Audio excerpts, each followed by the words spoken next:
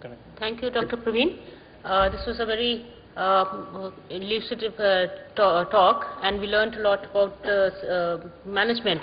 And as I said, managing them first at the facility-based, like in hospitals, and then transition, changing over to the community-based as they improve. And just for your information, I would like to say that, as he said, we should work at the community level and at the local level, whatever products are available at the local level, to come out with the so-called ready-to-use therapeutic feeds. And at PGI Chandigarh, we are also on our way to, we are processing these, planning on developing these feeds at the local level, and we are still in the, we have just started, and we are still at the, implementation phase. We have not yet come out with the results, so let's see, hoping to, use the, the local cereals available and the local food. We are using skim milk powder also, and that is coming in packets. And then again, we have one very important factor that we have to consider in using these, at the community level, is the shelf life of these. They have to be, you have to be very careful in, planning them, and the personnel who are going to use this, make these feeds at the community level. Either it can be at, some Anganwadi center, or like at present we have started doing this in our hospital itself. We have dedicated one pantry of our hospital kitchen to this, and we have a whole team of the community medicine people and the dietitians, one of the dietitian and the nutritionist who is involved in this. And let's hope, because earlier we were getting the problem that we were facing is contamination of these feeds, and the failure leading because of this. So over and at a gradually we learned fault was somewhere in the handling of the personnel who were involved. So again, we have to be very careful to screen the personnel who are involved in making these feeds, because one way on one side we are going to treat these people and build them up nutritionally, and on the other hand we land them back into infection. This again, it's a failure. So all these components have to be taken care while planning this ready-to-use therapeutic foods. So it's a good start. So I hope we all at our centers, and especially here I would stress that as nutritionists and dietitians, we have a very important role in bringing out these and implementing these, feeds or mixes, as we can call them, at the various community levels, at various, at your own local areas. It's not necessary that you have to have one set formula set up by WHO. We can modify them and implement them at our local areas, depending on the availability at that level. So thank you, Dr. Praveen. Any comments, any questions are welcome. We can have a couple of them.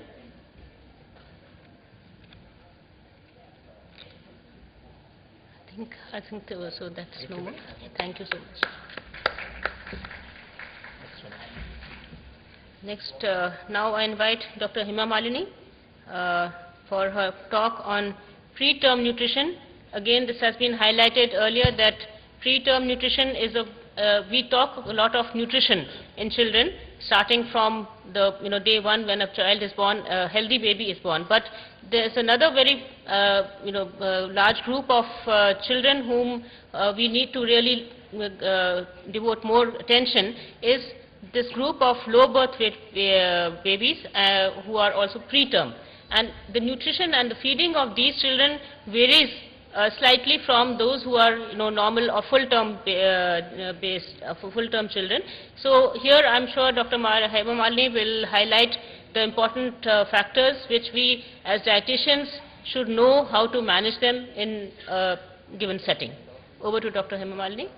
Thank you, Chairperson. Good morning, all of you. I thank Mrs. Anuja Agarwal and Namrata, who has been taking care of all the arrangements and also for the invitation. So my flow of talk is going to be like this. We know that, as told by the chairpersons, all of us should understand preterm nutrition. Preterms are a nutritional emergency. And as nutritionists, we have a long challenge to take care of these newborns, the wonders of the gift of the God.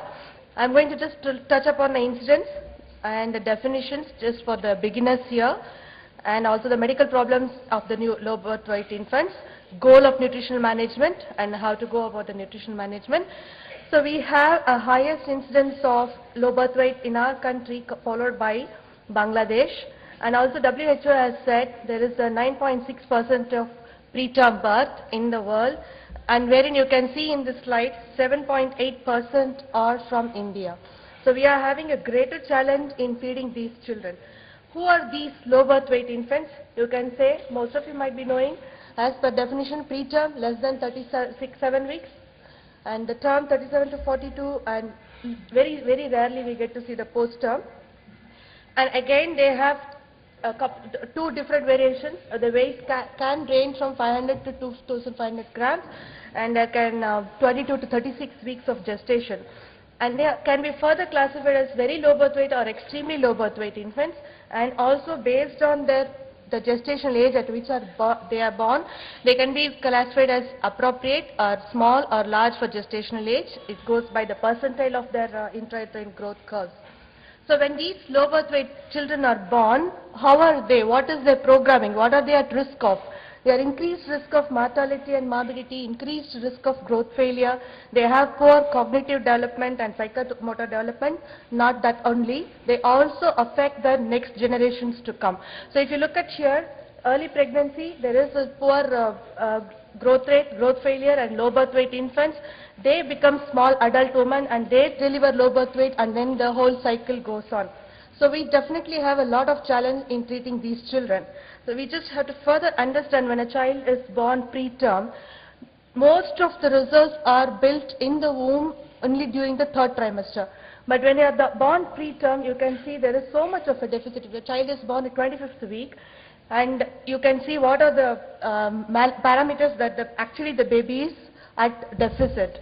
So we have a child in front of us who has a very high growth rate, very poor stores of glycogen, so that it will just last for only few hours, whereas for adults it can last for 24 to 48 hours, but for a low birth weight preterm infant, it lasts only for few hours. It has a poor muscle mass and also body building nutrients.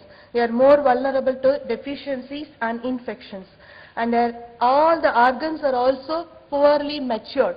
If you look at the kidney, it has a very poor glomerular filtration rate, and it has low ability of concentration also.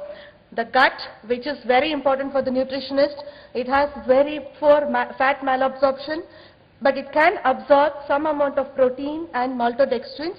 So this is something which we can depend upon, but at the same time we have to remember that there is a poor gut motility also, and these people cannot suck. We always expect the children to take breastfeed, suck and swallow, but remember these infants are not in a position to properly suck because their CNS is not matured adequately, and they are more prone to infections.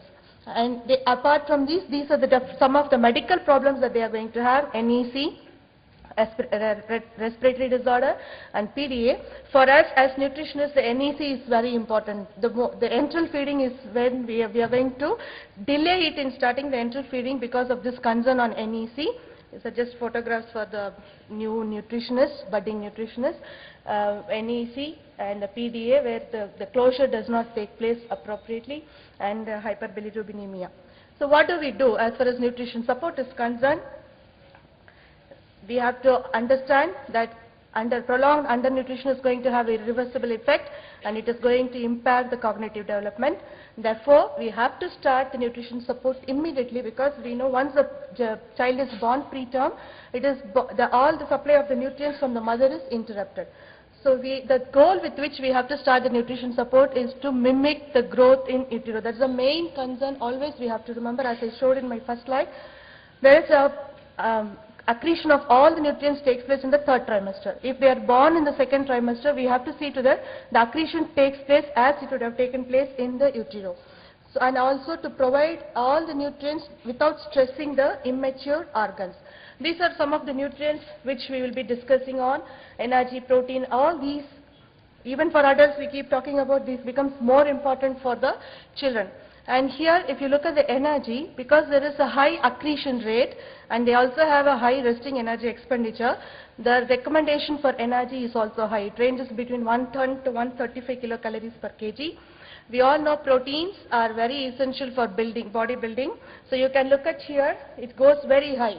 whereas for adults and other pediatrics it ranges from 1 to 2.5. We are looking at something between up to 4.5 grams per kg of protein to support in the growth and conditionally essential amino acids. Also the weight, case and ratio, because when I am talking about the formulas, you will be able to understand, I will be touching on it. And maltodextrins is a major source of carbohydrate.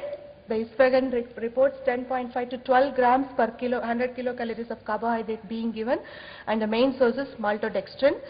Fat also plays a very important role. We all know that it is a very energy dense nutrient. It has to be given because you can see there is a loss in the fat malabsorption, and there is the intrauterine fat deposition which is required at the rate of 3 grams per kg body weight, and also there is a energy to be deposited in the form of TGL. So there is a recommendation of 4.8 to 6.6 grams per kg per day, and predominantly in the form of MCTs, providing up to 40% of the total kilocalories. We also should not forget, having given the lipid emulsions, we also should give the essential fatty acids, linoleic, linolenic, and there is a ratio. If you look at here, the arachidonic and DHA helps in visual and brain development. There is a recommendation for this also. So we always need to remember when we are choosing formula or providing this nutrient to the infant, we provide all these nutrients in the recommended amounts. Needless to say, the importance of calcium and other bone forming minerals, we have to see to that the formulas contains that also. This is the recommendation for you at what rate it should be given in the formulas. Then fluids, it ranges between 150 to 180. In practically, it can be based on this aspect, 150 ml to 180. So if a child is born at 2 kg, the child's nutrition fluid requirement will be 300 ml. I have an example to show you how to go about it. When it comes to the nutrition support, predominantly it is TPN and enteral nutrition. As I told, there is a poor maturity of the gut, and therefore we cannot be waiting for the child to improve in its gut maturity. Therefore we need to start the TPN. It's recommended immediately, at least within 2 hours of birth. And these are the different lines that is normally used in our institution, either this route. Very rarely the umbilical vein is used. Why is it chosen? The venous catheters are more popular basically, but they have a high risk of infection. The central catheters, when we have to give fluid and energy restricted formulas, and long-term TPN, and then mostly the peripheral is used for short-term. How to go about increasing it? We have to remember that we have to maintain euglycemia always. So give the glucose at 4 milligrams per kg per minute, and see to that glucose is maintained, and gradually increase it to reach the target. Similarly, proteins, it can go up to 3.5 grams within 2 to 4 days of birth, and then the lipids usually started on the day 1, gradually increased to meet the goal for the child. This is again a reiteration of that. Immediately you start at the rate of 80 to 90 ml per kg. If the birth weight is greater than 1.5, 60 to 80 ml, and then a protein and the lipids go so on and so forth. These are the recommendations for the micronutrients. And this is the example I was talking about, a child with 300 ml of fluid requirement. We normally give allowance for the micronutrients and also protein. So if you look at here, 30 ml has to go for amino acids, 53 ml for the NaCl, and around 1 ml for KCl, 6 ml for calcium. By adding all this, from 300 we are subtract, and that is what is the remaining thing which we can use for carbohydrate and protein.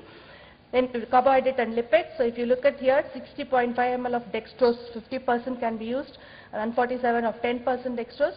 The whole thing can be added up to give the baby what is required. So this particular plan gives 221.8 calories, which is at the rate of 110 kilocalories for the child. And what we have to monitor, nothing goes without monitoring. The nutrient intake, the feeding intolerance, and also the other symptoms of illness has to be regularly monitored, and this is where the team of the neonatologist and the nutrition has to go hand in hand. Always I used to insist to my students, nothing goes like, you have to keep on interacting with the clinicians and see to that you are in par with their expectations. Please, you have to take up this kind of message. And also we should be worried about the TPN complications, wherein limb ischemia is the first and foremost that we always used to come across. Try to avoid that infection and the blood loss.